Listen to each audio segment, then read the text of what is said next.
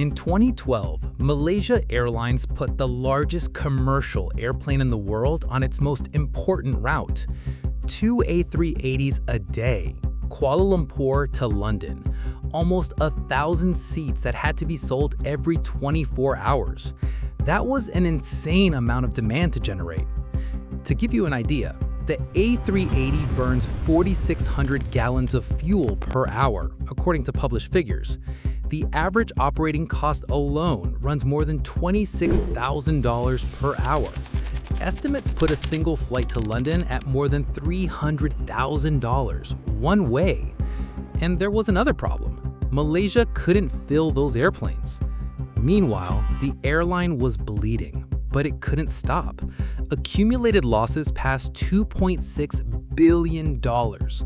Nothing was working. Not on any side, not from any angle. The oldest airline in Southeast Asia was dying, slowly, publicly, with the whole world watching. Until that changed.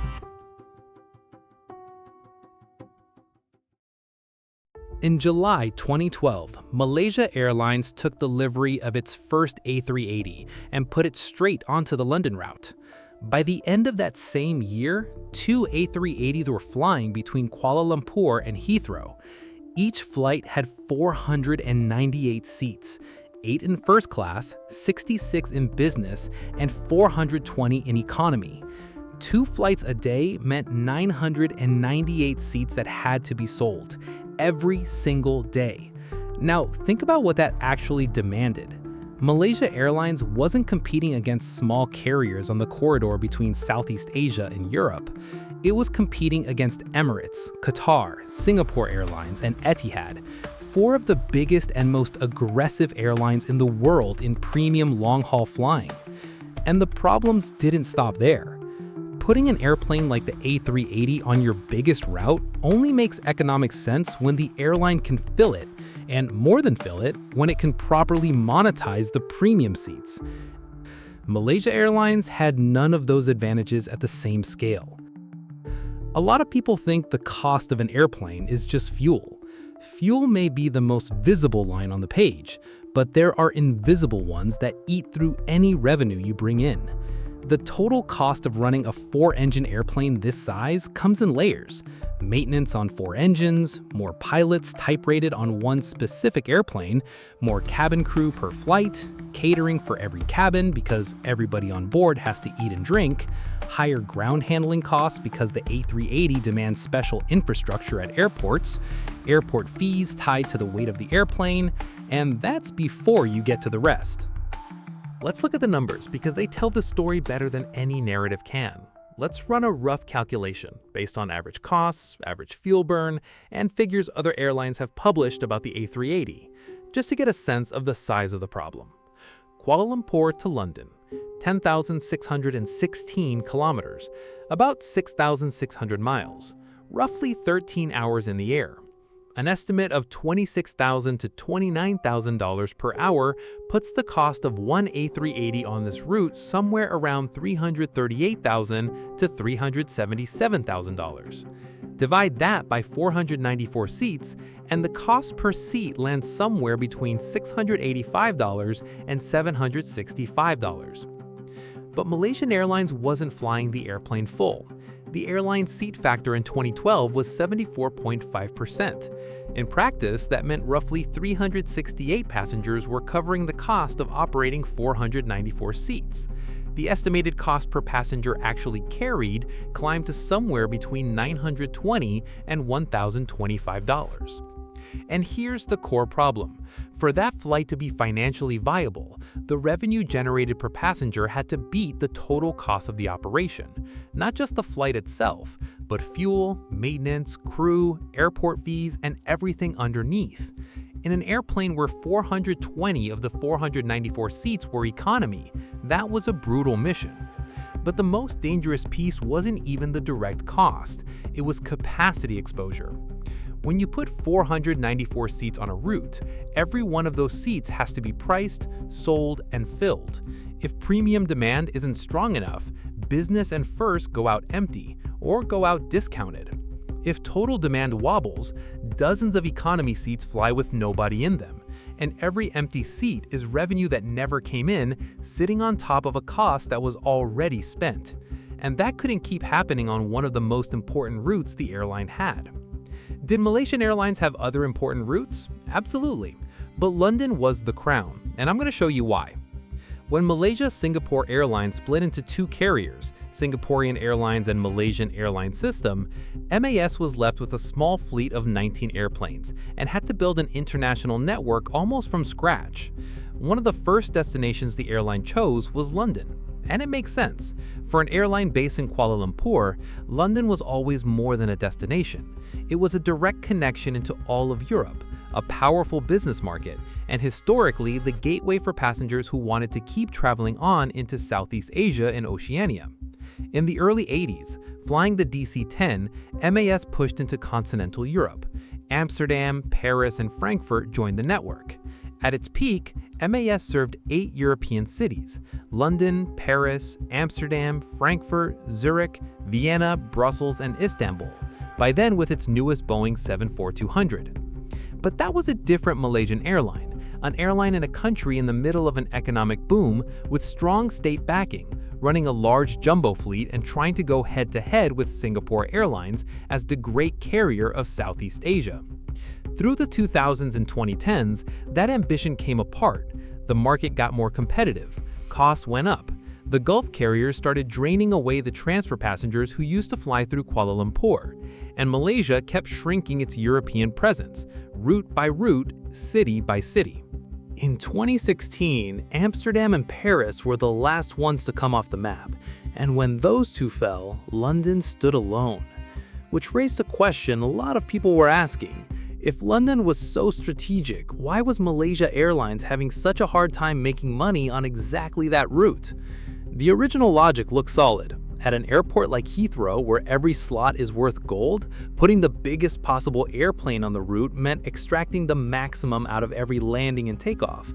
And when oil was sitting between $80 and $110, the bill for 4 engines hurt a little less. But between 2013 and 2014, the barrel went past $100. And then came the worst year in the airline's history, the disappearance of MH370. MH17 shot down over Ukraine. Malaysia Airlines was devastated. The sovereign fund Hazana stepped in, took the operation private, and launched a $6 billion restructuring, moving the business into a new company, Malaysia Airlines Berhad, in 2015. Routes were cut, the 777 fleet was reduced, and the question that already existed became urgent. Did it still make sense to put almost 1,000 seats a day on a route the airline couldn't monetize? That model was going to drive Malaysia Airlines into collapse, but the airline couldn't just pull the A380 and drop in any airplane. It needed one that could do something that sounds impossible: fly the same route with fewer seats and make more money. Before choosing the A380's replacement, Malaysia Airlines looked at what the market had to offer, and there was an obvious alternative: the Boeing 787-900 Dreamliner. Malaysia actually signed the preliminary agreement in 2017 in a deal estimated at $2.25 billion.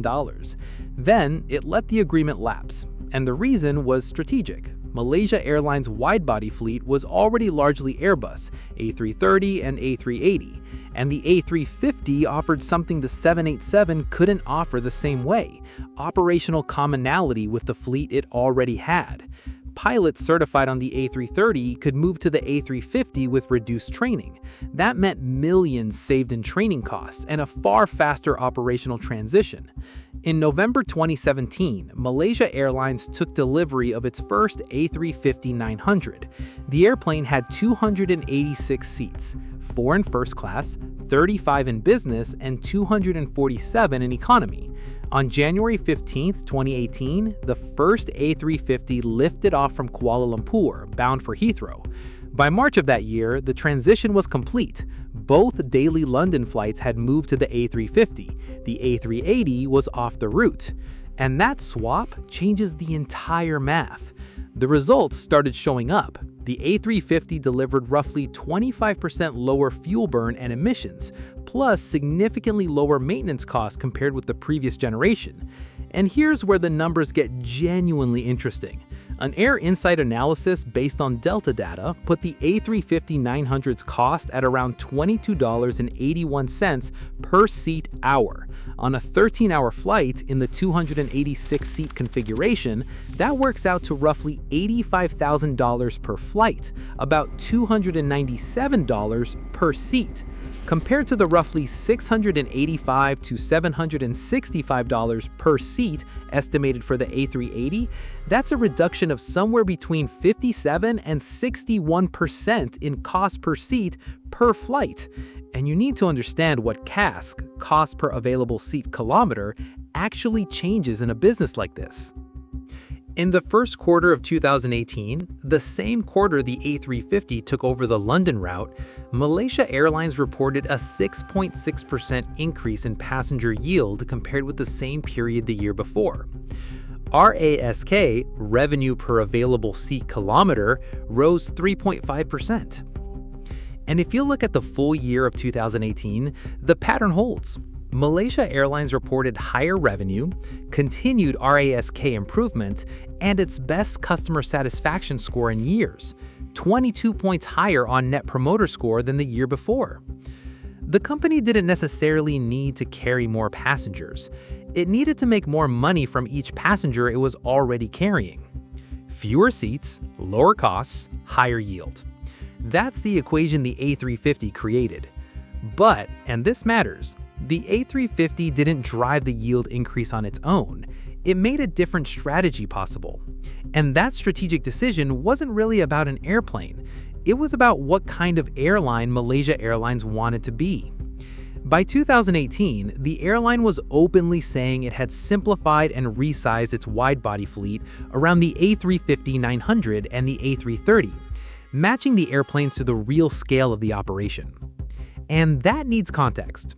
The Malaysia Airlines of the 2000s, the one that ordered 6 A380s, was ambitious, big, flying a lot of intercontinental routes and trying to project prestige. The Malaysia Airlines of 2018 was a different company. In 2021, during yet another restructuring, this one driven by the pandemic, Malaysia Airlines removed the A380 from its network plan for good. All 6 A380s were pulled from the fleet plan and put up for sale. After the transition, the London route became one of the strongest points in Malaysia Airlines' entire operation. In 2022, with Malaysia's borders reopened, the airline reported more than 80% load factor on most forward-booked flights. The company even admitted publicly that it had no easy way to add capacity. The A350 was the largest airplane in the fleet. There was no A380 to bring back, and slot restrictions at Heathrow made adding frequencies difficult. In other words, Malaysia Airlines was flying to London almost completely full. In aviation, the right airplane isn't always the biggest one. Sometimes, the right airplane is the one that turns a money-losing route into a route the airline can operate with financial dignity.